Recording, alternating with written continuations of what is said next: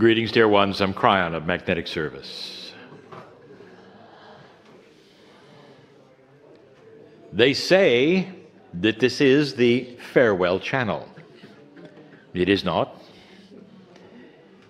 It is interesting about the multidimensional aspects of consciousness and love, of compassion and remembrance. All of them carry energies that are not fleeting or transparent. They're physical. You can go and call up a memory and feel it all again. It's not gone. If it were gone, you couldn't do that. It etches itself somewhere, supposedly in your brain, but dear ones, it's part of a conscious remembrance. What you do, what you felt. If it's significant enough, you'll remember it in your last breath. That's how powerful it can be. There is no farewell channel. But this is the end of this particular saga, this tour. And this day in Rome was specific and planned as the last day. I have a question for you.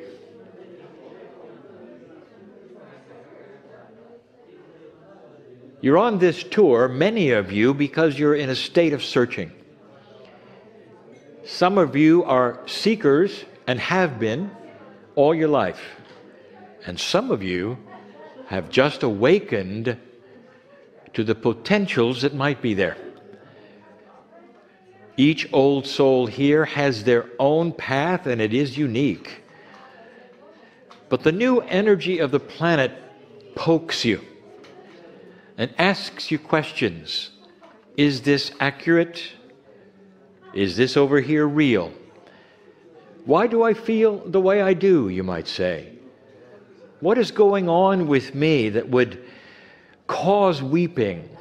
What is going on with me that would cause frustration? Why don't I like this? Why do I like that? When there has been nothing like this happen before. And so I want to address this with another question. If you are aware of the fact that you are here because you're a seeker, do you think it is the first lifetime that you ever did that? Do you think it's the first lifetime that you ever woke up and questioned that which was inside and asked, what about these changes? Is there more? What does it mean to me? What's next? Dear ones, you've done that lifetime after lifetime after lifetime. So then it comes to the next question. If you were indeed a spiritual seeker, is it possible that perhaps that within the history of this country, and especially this city, Rome, and the other country called the Vatican, is it possible that you might have been part, openly, of being a seeker when you felt the love of the Master? How it turned out, that is in your Akash. What it meant to you, that is in your Akash. But some of you were here. Remember, what you see here that represents the Master is from the 12th century. You had hundreds of years to be part of these things. And they weren't always here. They could have been in the buildings of other countries and still had an effect on you of remembrance. Sometimes it's the music. Other times it's the smell of the candles if they are lit properly.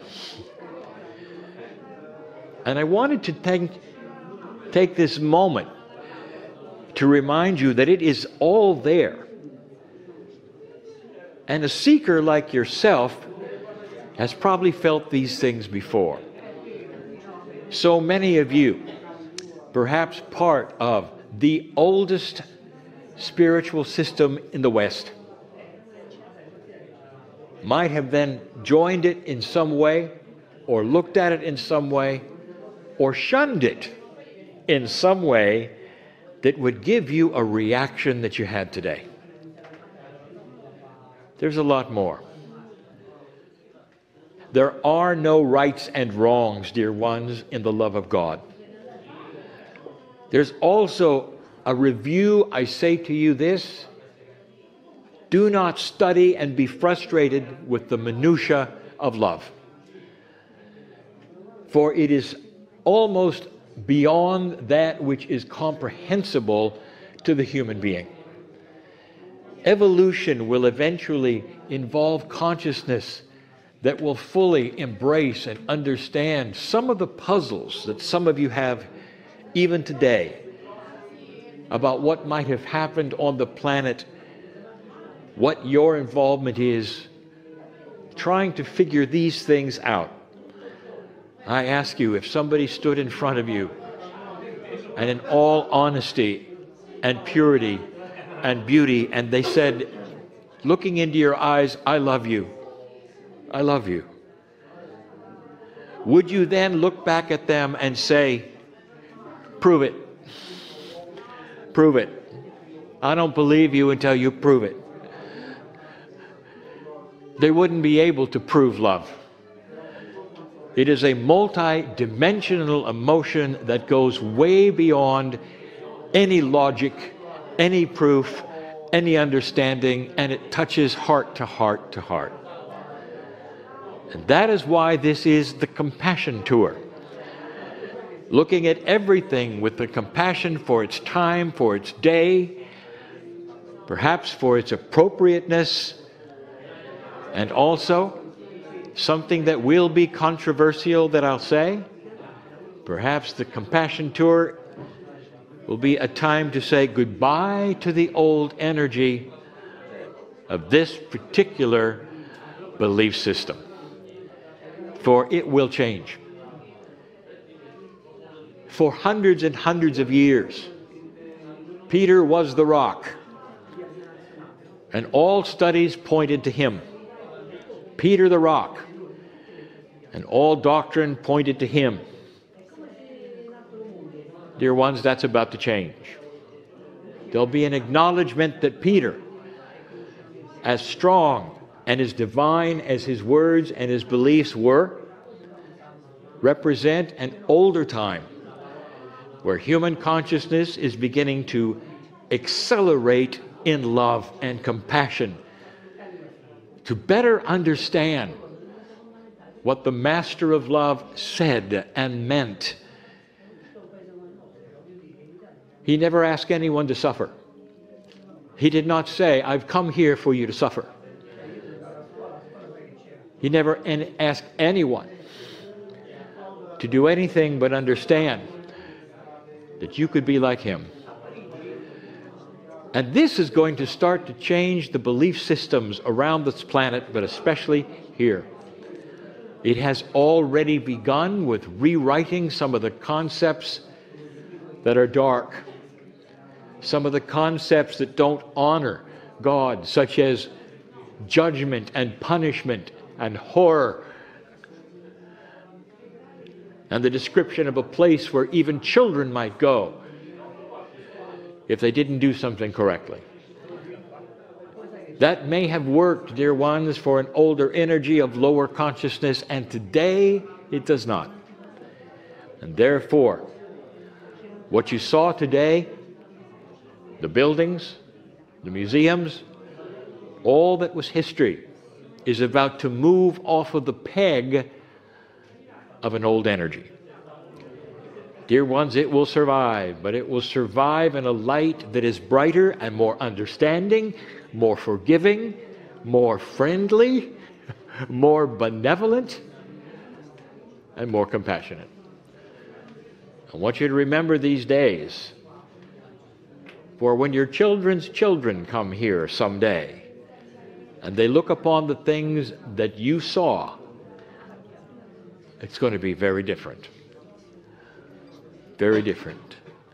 But the leadership needs your light, like this country needs your light, like the leadership of all of the countries you come from need your light, in order for harmony to start happening on a regular basis. And it will. I am Kryon. I have come to show you these things are real, not to tread upon anyone's faith or tear away anybody's love, but to enhance it and say, God may be bigger than all of you know. In your heart. Big enough to have created the universe, small enough to fit in your heart. That's how big God is. Go from this place changed, in remembrance of the friendships you've met, and let them remain until your last breath. And so it is.